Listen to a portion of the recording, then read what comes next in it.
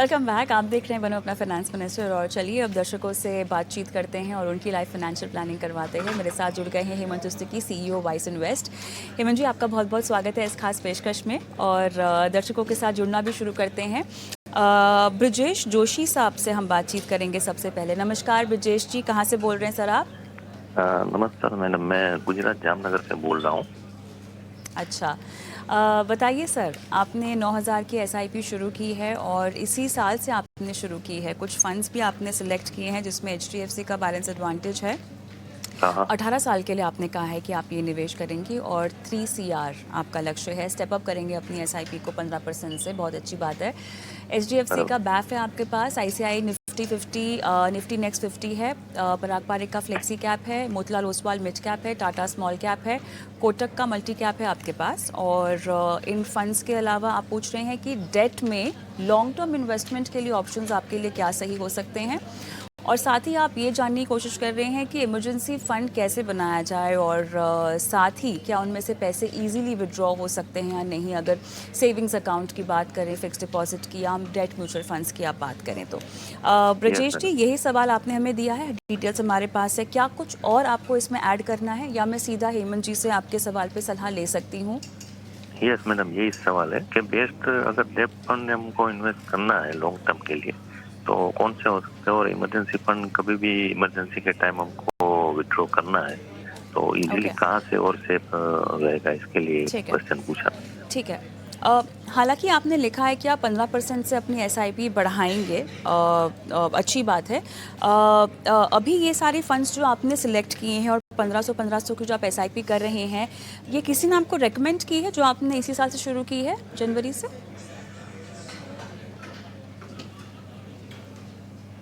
Brajesh? Hello, हाँ, आपको मेरी आवाज़ आ रही है? यस मैडम, ये मैंने खुद आपका शो देख के ही पूरा थोड़ा एनालिसिस करके ही फिर अच्छा, इसमें मैंने इन्वेस्ट किया है। चलिए। तो एक तरफ तो ये मैं बहुत खुशी पूछना होती चाहता है जब सर दर्शक से कहते हैं कि हाँ, अच्छा डाइवर्सिफाई लगता है जब पोर्टफोलियो दर्शक है कहते हैं कि डाइवर्सिफिकेशन के लिए पोर्टफोलियो बनाया है और आपका शो देख के हमने ये फंड्स शामिल किए हैं। बट कई बार ऐसा हो जाता है ब्रजेश जी कि फंड्स हम किसी और के लिए सिलेक्ट करते हैं, उनको रेकमेंड करते हैं, उनकी गोल्स को ध्यान में रखते हुए और उनकी रिस्क एपेटाइट को ध्यान में रखते हुए, और वो बहुत ही केस स्पेसिफिक सलाह होती है। हालांकि जो आपने फ़ंड्स का चुनाव किया है वो अपनी अपनी कैटेगरी के अच्छे फ़ंड्स हैं, लेकिन क्या आपके लक्ष्य के लिए वो पर्याप्त है या नहीं? जो आपकी इन्वेस्टमेंट की अमाउंट है वो कितनी आपको बढ़ानी होगी? साथ ही अभी आपने कहा है कि आपकी उम्र 42 की है और मैं पकड़ के चल रही हूँ 60 तक आपको रिटायरमेंट का कॉर्पस चाहिए होगा। यस मैडम, है ना? यस। चलिए, इमरजेंसी फ़ंड क्योंकि आपको बना के देना है तो आप मुझे बताएंगे कि ईयरली आपका पैकेज कितना है, क्योंकि खर्चों के हिसाब से और आपकी कमाई के हिसाब से वो इमरजेंसी फ़ंड का अमाउंट भी वैसे ही गिना जाता है।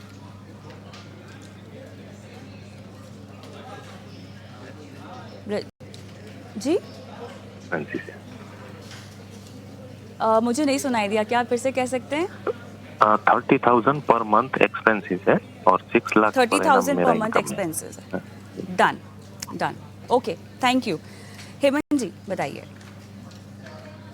हाँ कविता, देखिए इन्होंने जो इन्फॉर्मेशन दी है और जिस तरीके से अपना पोर्टफोलियो बनाया है, बहुत अच्छा लगता है जब इन्वेस्टर्स मेहनत करके अपना पोर्टफोलियो बनाते हैं। मुझे सबसे अच्छी बात ये लगी कि जैसे इन्होंने कहा कि मुझे डेट के बारे में जानना है, उन्होंने पूछा कि इमरजेंसी फंड कैसे बनाना है और किस तरह की इन्वेस्टमेंट ऑप्शन को कंसिडर करना है।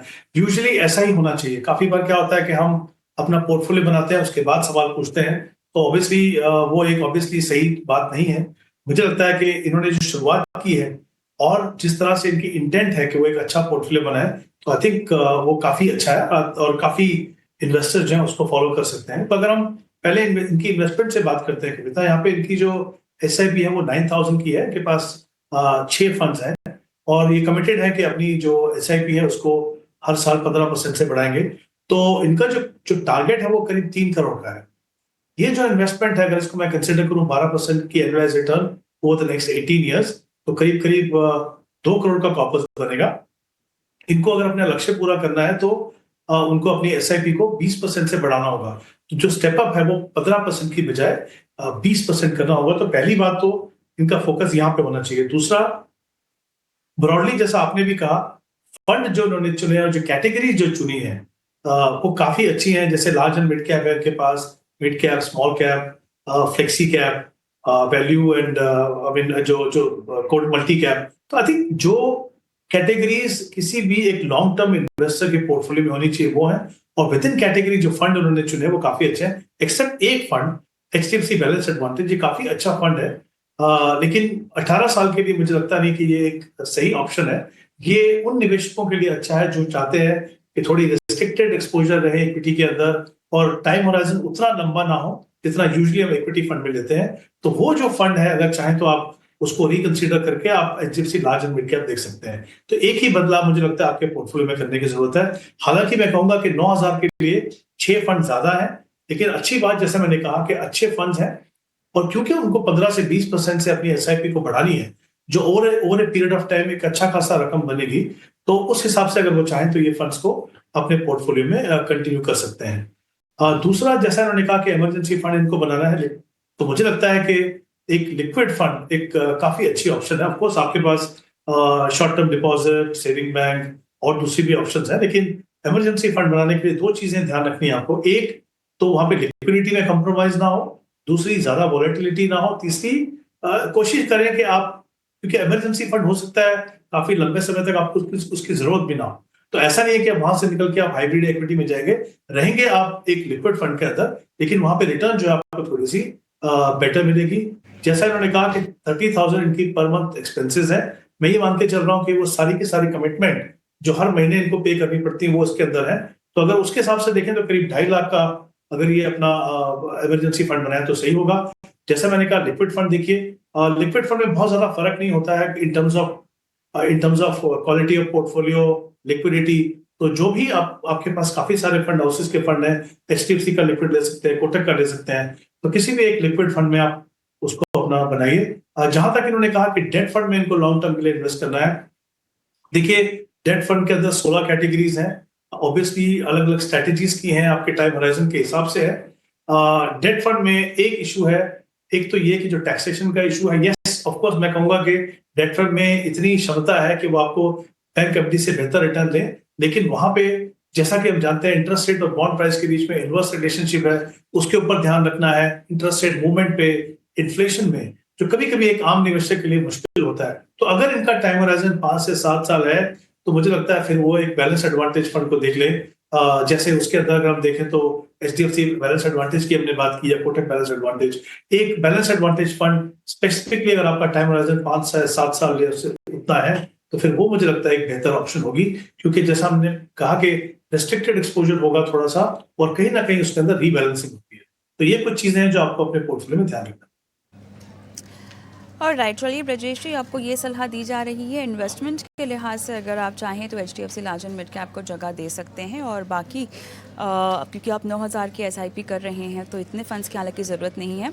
अगर आपने इमरजेंसी फ़ंड बनाना है तो HDFC बैलेंस फ़ंड को आप इस्तेमाल कर सकते हैं उसके लिए, और कोटक बैलेंस एडवांटेज भी रेकमेंड किया जा रहा है। आगे बढ़ते हैं और अरविंद कुमार जी का मैं सवाल लेना चाहती हूँ। अरविंद कुमार जी नमस्कार सर, कैसे हैं? नमस्कार नमस्कार मैडम, नमस्कार। कहाँ से बोल रहे हो सर आप? जी मैं यूपी बलिया डिस्ट्रिक्ट से बोल रहे हैं। अच्छा सर, 2 करोड़ आपको इकट्ठा करने हैं इन्वेस्टमेंट से, और करंट SIP आपकी चल रही है 3,000 रुपये। मोतीलाल ओसवाल निफ्टी 50 मोमेंटम आपने लिया हुआ है, जी। और आप 12,000 रुपये और भी इन्वेस्ट कर सकते हैं, स्टेप अप भी करेंगे अपनी SIP को 10% से। आपके ऊपर लोन चल रहा है, 8 लाख आपका लोन है। सर कितनी किश्त जाती होगी इसकी हर महीने? जाती है मैम 20,000 पर मंथ की। ठीक है। टर्म इंश्योरेंस लिया हुआ है आपने 1 CR का, और moderate to high risk taker हैं आप। सर पहली बार इक्विटी में निवेश कर रहे हैं आप? जी जी। अच्छा सर, ये जो चुना है आपने फ़ंड, ये फ़ंड के बारे में आपको पता है? आपने कैसे इसका चुनाव किया? इसको नया NFO आया था मैम इसका, तो हमने देखा, कुछ 2-4 वीडियो देखा मोमेंटम का बारे में, समझा इसको, तो मुझे इसमें कुछ पैसा इन्वेस्ट करना चाहिए। फिर जैसा होगा आगे देखते हैं, उसके बाद फिर इसको कंटिन्यू रखेंगे। ठीक है। चलिए कंटिन्यू तो आप रखिएगा, मुझे बताइए कि 2 करोड़ आपको कितने सालों में चाहिए होंगे? जी मेरा ये लॉन्ग व्यू है, अप्रोक्स 20 ईयर्स। चलिए कम से कम 20 साल तो आप निवेशित रहना चाहते हैं। ठीक है, बताते हैं आपको कि अब अच्छा, ये जो आपने अभी 3,000 किए हैं, इसके अलावा 12,000 ना, मतलब कुल मिला के 15,000 की जी एसआईपी जी, की हम बात कर रहे हैं, है ना? मतलब नया शुरू करने की सोच रहे हैं और म्यूचुअल फंड में। नया 12,000, ठीक है, समझ गए। बताते हैं कैसे आप करें, ठीक है। तो हेमंत सर, एक जो क्लैरिटी हमको चाहिए थी ड्यूरेशन को लेकर, वो आ गई है 20 साल। कविता बिल्कुल ठीक है। आई थिंक कई बार क्या होता है कि हम सोचते हैं कि हम लॉन्ग टर्म के लिए इन्वेस्ट कर रहे हैं और हमारा डिफाइंड टाइम हराइजन नहीं होता, तो वो थोड़ा सा कहीं ना कहीं कॉम्प्लिकेटेड बनाता है हमारे प्रोसेस को। बट जैसा इन्होंने कहा कि 19-20 साल का इनके पास समय है, 3,000 की एसआईपी ऑलरेडी कर रहे हैं, 12,000 की वो ऐड करना चाहते हैं, तो कुल मिला के 15,000 की एसआईपी होगी। मुझे नहीं लगता कि उनको अपने टारगेट को अचीव करने में कोई भी परेशानी होगी। ऑफ कोर्स उनके लिए चैलेंज होगा कि जब आप 18-19-20 साल के लिए इन्वेस्ट करते हो तो काफी बार मार्केट के उतार चढ़ाव से थोड़ी घबराहट होती है। बट आई थिंक अगर आप अपना फोकस जो है वो पूरा अपने गोल के ऊपर, अपने टारगेट पे रखें, तो एक डिसिप्लिन अप्रोच जो है एसआईपी की, वो आपको मदद करती है कि आप उस वॉलेटिलिटी को ना कि आप उसको टैकल कर सकें, बल्कि वो आपके एडवांटेज के लिए काम करती है, क्योंकि आप एवरेजिंग का फायदा होता है, आप डिफरेंट डिफरेंट लेवल पे इन्वेस्ट करते हो। तो आई थिंक आपका जो प्रोसेस की शुरुआत है वो बिल्कुल सही है, आपने जो टाइम होराइजन लिया वो भी सही है, और इन्वेस्टमेंट अमाउंट आपके टारगेट को पूरा करने के लिए बिल्कुल पर्याप्त है। मुझे लगता नहीं कि उसमें आपको कोई भी प्रॉब्लम होगी। आपका जो फंड है अभी 3,000 का, वो मोमेंटम फंड है, एक फैक्टर बेस्ड फंड है। मुझे नहीं लगता कि आपके जैसे निवेशक को उस फंड से शुरुआत करनी चाहिए। तो मुझे लगता है कि पोर्टफोलियो में डेफिनेटली इसको डिसकंटिन्यू कीजिए।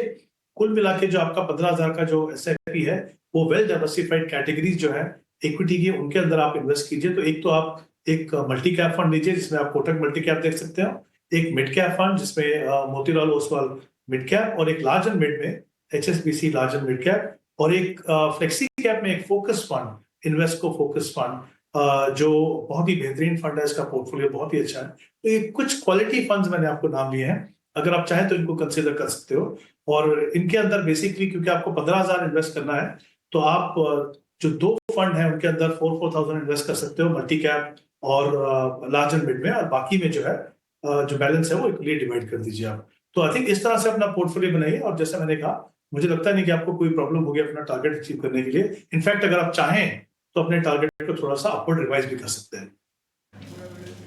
चलिए, आप चाहें तो अपने टारगेट को और आगे रिवाइज भी कर सकते हैं। अरविंद कुमार जी, कोई सवाल पूछना है आपको? नहीं, thank you ma'am, thank you so much. All the best, all the best. Hemant ji, Manoj का सवाल लेंगे। इन्होंने यूट्यूब के ज़रिए अपना सवाल हमें भेजा है, और ये कह रहे हैं कि निपॉन मल्टी कैप, पराग का flexi cap, Motilal Oswal mid cap, SBI Contra, बंधन कोर इक्विटी, बंधन का स्मॉल कैप, मोतीलाल का भी स्मॉल कैप है इनके पास, और सभी में 5,000 की एसआईपी चल रही है। कब तक इन्वेस्ट करना चाहते हैं उसकी डिटेल्स मेरे पास नहीं है, पर बताइएगा। फंड्स तो सभी अच्छे लग रहे हैं। जी कविता, आई थिंक अगेन क्योंकि ऑल इक्विटी पोर्टफोलियो, तो शायद हम एज्यूम करके चल सकते हैं कि उसके इंटेंट, उनकी जो इंटेंट है वो लॉन्ग टर्म इन्वेस्ट करने की है। पर जैसा मैंने पहले भी कहा शो में कि कभी कभी हमारी इंटेंट होती है लॉन्ग टर्म, तब भी मुझे लगता है अच्छा है हर निवेशक के लिए कि अपने टाइम होराइजन को क्लियरली डिफाइन करें कि मुझे 15 साल है कि 18 साल है या 20 साल है, क्योंकि कहीं ना कहीं वो आपके जो इन्वेस्टमेंट प्रोसेस के ऊपर थोड़ा इम्पैक्ट करता है। तो ये थोड़ी सी क्लैरिटी हमेशा एज एन इन्वेस्टर हमें रखनी चाहिए। आपने जैसा बिल्कुल सही कहा, इनका जो पोर्टफोलियो है वो बहुत ही अच्छा है। मल्टी कैप में निपॉन मल्टी कैप है इनके पास, और मोतीलाल ओसवाल मिड कैप, हमने अभी उस फंड को के बारे में बात की। एसबीआई कॉन्ट्रा फंड है, बंधन core again large and mid cap का एक बेहतरीन फंड है, और बंधन स्मॉल और Motilal small, 2 small cap funds हैं। अगर आप चाहें तो उनको कंसोलिडेट करके एक ही फंड रख सकते हैं। But otherwise I think in terms of fund selection, in terms of जितनी एलोकेशन डिफरेंट मार्केट सेगमेंट में और डाइवर्सिफाइड फंड से होनी चाहिए, वहां पे आई थिंक मनोज ने बहुत ही अच्छी शुरुआत की है, उनको उसको कंटिन्यू करना चाहिए। एक ही बात कहना चाहूंगा कि हमेशा कोई भी निवेशक हो, जब आप एसआईपी से इन्वेस्ट करते हो, एक तो टाइम होराइजन पे तो क्लैरिटी चाहिए ताकि एसेट एलोकेशन सही हो।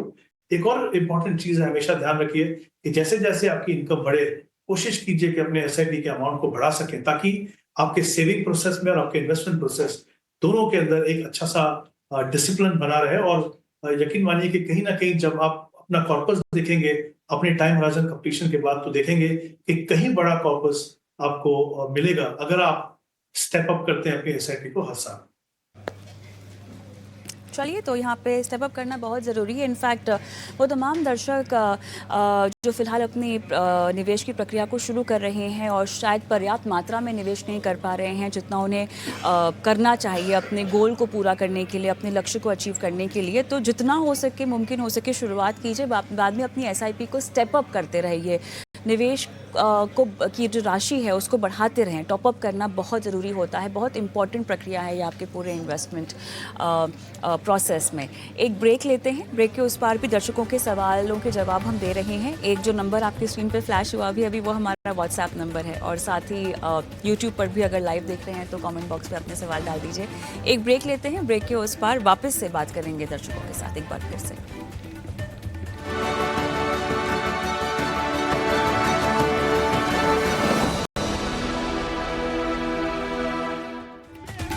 बनो अपना फाइनेंस मिनिस्टर, और हम कर रहे हैं आपकी लाइफ फाइनेंशियल प्लानिंग। हेमंत तुस्तिकी हमारे आज के मेहमान बने हुए हैं हमारे साथ, और अगला सवाल ईमेल के ज़रिए लेंगे। और इन दर्शक का नाम हेमंत कुमार ही है, और ये कह रहे हैं कि इन्होंने पराग पारिक के flexi cap, ICICI Pru blue chip, Kotak multi cap, SBI contra, Motilal Oswal mid cap, Axis small cap, Tata small cap और बंधन का स्मॉल कैप लिया हुआ है।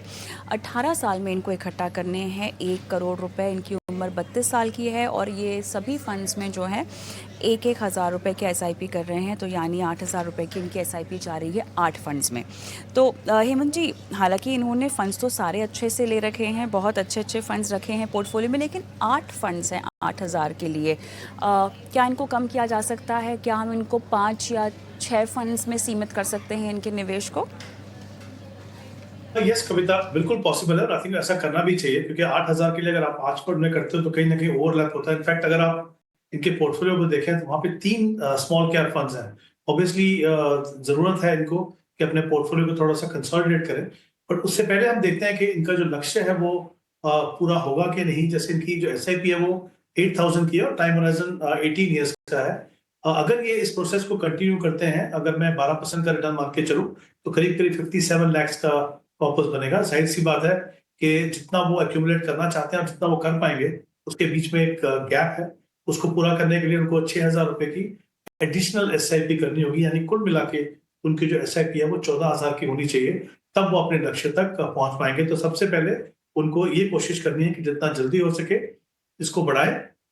अगर वो एक साथ नहीं बढ़ा सकते, हमने थोड़ी देर पहले शो में बात की, उससे अच्छा एक तरीका और है कि अगर आप अपने हर साल 5 या 10% से अपनी एसआईपी को एटलीस्ट उतना भी करेंगे, तो कहीं ना कहीं ज्यादा कॉर्पोरेट जो है बना पाएंगे। तो इस तरह से अपने वो अपने टारगेट तक पहुंचेंगे। फंड्स की अगर हम बात करें तो जैसे हमने कहा 8 फंड्स हैं, वहां पे डेफिनेटली इनको कम किया जा सकता है। फंड अच्छे हैं, बिल्कुल आपने सही कहा कविता। और उसी में से अगर हम फंड को देखें तो जैसे कोटक मल्टी कैप फंड है, हमने इस फंड के बारे में थोड़ी देर पहले भी बात की थी। मोतीलाल ओसवाल मिड कैप, इसके बारे में भी हमने बात की है। पराग पारिक फ्लेक्सी कैप और एसबीआई कॉन्ट्रा, ये 4 फंड अगर आप रखें इस समय पे 8,000 से 2-2 हजार रुपए की इन्वेस्टमेंट कीजिए। आई थिंक जो आपको different investment philosophies, different segment का एक्सपोजर चाहिए अपने पोर्टफोलियो से, वो ये 4 फंड से आपको मिलेगा। आगे जाके अगर आप अपनी रकम बढ़ाते हैं, अगर आप चाहें एक फंड ऐड करना, तो बंधन स्मॉल कैप को आप अपने पोर्टफोलियो में ऐड कर सकते हो। लेकिन इस समय पे मुझे लगता है 4 फंड आपके लिए काफी है जितनी आपकी इन्वेस्टमेंट है। ऑलराइट, चलिए, मेरे ख्याल से ये काफ़ी क्लैरिटी मिलती हुई। लेकिन संपूर्ण नंदी हमारे अगले दर्शक का सवाल हम लेंगे। इन्होंने भी यूट्यूब के ज़रिए सवाल भेजा है, और 5 करोड़ चाहिए 16 साल में, और फिलहाल इनके पोर्टफोलियो की वैल्यू लगभग 15 लाख के आसपास की है। आईसीआईसीआई निफ्टी नेक्स्ट में इन्होंने 5,000 की एसआईपी शुरू कर रही है। निपॉन स्मॉल कैप में 5555 की एसआईपी है, और टाटा स्मॉल कैप में 5333 की। मोतीलाल मिड कैप में 6555, एचडीएफसी फ्लेक्सी कैप में 8,000, पराग पारिक फ्लेक्सी कैप में 7555, और इन्होंने जो है कोटक मल्टी कैप में 12,333 रुपये की एसआईपी से शुरुआत कर रखी है। ओके, और 5 करोड़ चाहिए इनको 16 साल में। जी कविता, आई थिंक इनकी जो एसआईपी कुल मिला के करीब 50,331 रुपीज की है, और 16 साल का इनका टाइम हो रहा था ना, जैसा आपने बिल्कुल सही कहा। इनका जो टारगेट है वो 5 करोड़ है। अगर ये अपने प्रोसेस को कंटिन्यू करते हैं तो 12% के हिसाब से अगर हम मान के चलें तो करीब करीब 3 करोड़ 70 लाख का कॉर्पस बना पाएंगे। तो इनको अपने एसआईपी के अमाउंट को बढ़ाने की जरूरत है। करीब 20,000 रुपए से इनको अपनी SIP बढ़ानी होगी, यानी कुल मिला के 70,331 रुपीज की SIP करनी होगी। जैसे हमने पहले भी बात की, अभी इससे पहले वाले सवाल में भी, अगर वो पॉसिबल नहीं है तो इनको कोशिश करनी चाहिए कि अपने हर साल अपने SIP अमाउंट को स्टेप अप करें। अच्छी बात यह है, अगर हम पोर्टफोलियो पे आते हैं, इनका पोर्टफोलियो कंपोजिशन बहुत अच्छा है। इन्होंने जो फंड चुने हैं वो काफी अच्छे हैं। मुझे लगता नहीं इनमें कोई बदलाव करने की जरूरत है। सिर्फ एक ही है कि इनके पास 2 स्मॉल कैप फंड है। उसमें से अगर वो चाहें तो जैसे निप्पॉन का स्मॉल कैप को रख सकते हैं, और जो टाटा स्मॉल कैप का जो पैसा, हालांकि मैं कहूंगा कि टाटा स्मॉल कैप भी एक अच्छा फंड है, बट हम अगर थोड़ा सा पोर्टफोलियो को रीबैलेंसिंग करने की कोशिश करें तो उसमें से 2,500 वो बढ़ा सकते हैं स्मॉल कैप के अंदर, यानी जो दूसरा स्मॉल कैप फंड है उनके पास, और बाकी जो पैसा है वो मोतीलाल ओसवाल के मिड कैप में डाल दें। तो एक फंड कम होगा, और आई थिंक जो थोड़ी सी एग्रेशन कम करने की जरूरत है, ऐसा स्मॉल कैप में कम करके मिड कैप में थोड़ा एक्सपोजर बनाए। तो हम कोशिश कर रहे हैं कि पोर्टफोलियो को कंसोलिडेशन करके सही बैलेंस जो होना चाहिए सारे मार्केट सेगमेंट में और डिफरेंट इन्वेस्टमेंट स्ट्रेटेजीज और फिलॉसफी में, वो इससे उनको मिलेगा। तो जैसा मैंने कहा, SIP अमाउंट बढ़ाने की जरूरत है। 2 तरीके हैं उसके, और एक थोड़ा सा रीबैलेंसिंग करेंगे, आई थिंक पोर्टफोलियो थोड़ा बेहतरीन हो जाए। ऑलराइट, चलिए ये बदलाव और आपको ये रेकमेंड किया जा रहा है। आगे बढ़ते हैं, अरुण का हम सवाल लेते हैं। अरुण हमारे साथ सऊदी अरेबिया से फोन लाइन पर हैं। नमस्कार, कैसे हैं आप? नमस्कार, ठीक हूँ। अरुण जी, धन्यवाद अपना सवाल हमें भेजने के लिए, और आपने अपनी जो डिटेल्स हमें दी हैं, अरुण जी हमारे पास वो पहुंच चुकी है। और वेल्थ क्रिएशन, रिटायरमेंट आपने अपना लक्ष्य जो है वो बनाकर रखा हुआ है। 41,000 की आप जो SIP कर रहे हैं उसकी डिटेल्स हमारे पास हैं। आपका जो 65,000 है और आपकी वाइफ का 41,000 का डिटेल हमारे पास है। सर, दोनों की टाइम फ्रेम मुझे एक बार बताएंगे इन्वेस्टमेंट की? मैम एक्चुअली हम अभी तो मेरा एज 51 है। नेक्स्ट जब तक मैं जॉब में करता रहूँगा तब तक पे कर मैक्सिमम नेक्स्ट 7 to 8 ईयर्स तक करेंगे। मेरा फंड बट मेरा वाइफ का फंड हम एटलीस्ट मिनिमम 10 ईयर्स कंटिन्यू करेंगे। ओके, ठीक है। चलिए, तो आपके वाइफ के पोर्टफोलियो से ही आपने अपनी बेटी की पढ़ाई का लक्ष्य बांधा हुआ है। लगभग 8 साल में आपको एजुकेशन के लिए चाहिए 75 लाख, और 75 लाख टू 1 करोड़ का आपने टारगेट रखा हुआ है। ठीक है, फंड्स के नाम हमारे एक्सपर्ट के पास भी हैं, तो चलिए शुरुआत करते हैं आपकी प्लानिंग की। हेमंत जी, बताइए क्या करना चाहिए इनको? जी कविता, आई थिंक टाइम होराइजन में क्लैरिटी नहीं थी, बट इन्होंने जैसे बताया अभी टाइम होराइजन में क्लैरिटी है, तो ऑब्वियसली उससे मदद मिलेगी हमें कि हम इनको सही तरीके से बता पाए कि इनको पोर्टफोलियो में क्या करने की जरूरत है। इनके जो एग्जिस्टिंग फंड है, जैसे पराग पर एक फ्लेक्सी कैप है, 10,000 वहां पे इन्वेस्ट कर रहे हैं। ICICI का मल्टी एसेट फंड है, 15,000 इन्वेस्ट कर रहे हैं। कोटक का जो मल्टी कैप फंड, अगेन वहां पे 10,000 रुपए इन्वेस्ट कर रहे हैं। तो मैं चाहूंगा कि इसको बढ़ा के अगर आप 15 कर दें, वो कहाँ से आएगा पैसा मैं आपको बताता हूँ, लेकिन वो बढ़ाएंगे तो मुझे लगता है वो बेटर है। तो इनके पास जो मिड कैप फंड्स हैं उससे बेहतर जो है, एक मुझे लगता है कि मोतीलाल ओसवाल मिड कैप एक बेटर ऑप्शन देगी। तो वहां पे आप 10,000 इन्वेस्ट कीजिए वो 2 फंड से, इनको डिसकंटिन्यू करके। और जो एक वैल्यू बेस्ड फंड आपके पास, जो फैक्टर बेस्ड फंड है, उसकी जगह पे आप अगर HSBC large and mid cap को देखें तो वो अच्छा है। और ये जो हमने रीएलोकेशन हम कर रहे हैं स्मॉल कैप के अंदर भी, आपके पास क्वांट एंड एक और स्मॉल कैप फंड है, वहां से 5,000 कम करके आप जो हमने कहा था कि मल्टी कैप में आप बढ़ा दीजिए। तो इस तरह के चेंजेस आपको अपने पोर्टफोलियो में खुद के करने हैं। अगर मैं इनकी वाइफ के पोर्टफोलियो को देखूं तो इनकी इन्वेस्टमेंट जो है वो करीब 41,000 है, जहां पे SBI स्मॉल कैप है उनके पास 4,000 कर रहे हैं इन्वेस्ट। क्वांट का फ्लेक्सी कैप फंड है जहाँ पे 4,000 इन्वेस्ट कर रहे हैं, और ICICI प्रू का एक बैंकिंग फंड है 5,000। मुझे लगता है इनको अगर आप कंसोलिडेट करें और HSBC large and mid cap पे रखें तो वो एक बेहतर ऑप्शन रहेगी। आपके फंड्स थोड़े कम होंगे, और जिस तरह का जो एक्सपोजर से हम बैंकिंग फंड की हम बात करें, जैसे हमने हमेशा कहते हैं कि सेक्टर फंड, थीमेटिक फंड में हमेशा इशू रहता है कि बैंकिंग एज ए सेक्टर आप देखें तो काफी समय के उसकी जो उसने अंडर परफॉर्म किया है, तो ये इश्यूज होते हैं हमेशा सेक्टर और थीमेटिक फंड में। तो इसलिए मेरा ये मानना है कि जब तक आपका पोर्टफोलियो इतना बड़ा नहीं बन जाता या आपकी जानकारी इतनी नहीं हो जाती और आप बहुत क्लियर है अपने रिस्क प्रोफाइल के बारे में, तब तक आप सेक्टर थीमेटिक फंड से थोड़ा दूर रहिए। तो ये 3 फंड्स की जगह में अगर आप चाहें तो एक लार्ज कैप और लार्ज एंड मिड कैप, मुझे लगता है वो आपके लिए एक बेहतर ऑप्शन हो सकती है। बाकी जो अमाउंट जो फंड्स हैं आप रख सकते हैं। सिर्फ कैनरा रोबेको का अगर कविता अमाउंट जो एक्चुअल जो फंड का नाम है पता चले तो मैं बता सकता हूँ कि उसमें कंटिन्यू करना है कि नहीं, क्योंकि उन्होंने सिर्फ कैनरा रबेको लिखा है, तो सिर्फ वही एक फंड है जिसके बारे में मुझे क्लैरिटी नहीं, बट बाकी जैसे मैंने कहा फंड जो अपने पोर्टफोलियो में कंटिन्यू कर सकते हैं। अरुण जी बताएंगे कौन सा फंड है कैनरा रबेको का, क्योंकि वो केवल आपने फंड हाउस का नाम डाला है। कैनरा रबेको स्मॉल कैप है। Canara alright, Robeco got it. ठीक है, उसको आप कंटिन्यू करिए फिर। बाकी फंड जैसे मैंने कहा चलिए। बिल्कुल सही है अपने पोर्टफोलियो, कुछ मैंने बदलाव बताए हैं उनको आप कंसिडर कर सकते हैं। ऑलराइट, अरुण जी कोई सवाल पूछना है? क्या आप लार्ज एंड मिड कैप एक फंड रिकमेंड किया है, बट इसमें कौन सा फंड कुछ एडवांस कर सकते हैं? चलिए Large and mid Hemant ji cap time add ले करके रहा। हाँ, मेरा समय लगभग खत्म हो गया है। हेमंत जी क्या सलाह देंगे? कविता मैं सुन नहीं पाया उनका सवाल। लार्ज एंड मिड कैप के लिए कौन सा डालना चाहिए पोर्टफोलियो में फंड? मैंने इनको बताया HSBC large and mid cap की मैंने बात की। डन। ऑलराइट, बाकी सलाह आप हमारे चैनल पर जाकर, यूट्यूब चैनल पर जाकर हमारे शो को देख सकते हैं। अरुण जी वहाँ पे आपको सलाह भी मिल गई होगी। और इसी के साथ शो को समाप्त करते हैं। हेमंत जी बहुत बहुत धन्यवाद, आपका समय निकाला और तमाम सवालों के जवाब दिए। दर्शकों को मैं छोड़े जा रही हूँ हमारे व्हाट्सएप नंबर के साथ, और यूट्यूब पर अगर लाइव देख रहे हैं तो कमेंट बॉक्स में अपने सवाल डाल दीजिए। नमस्कार।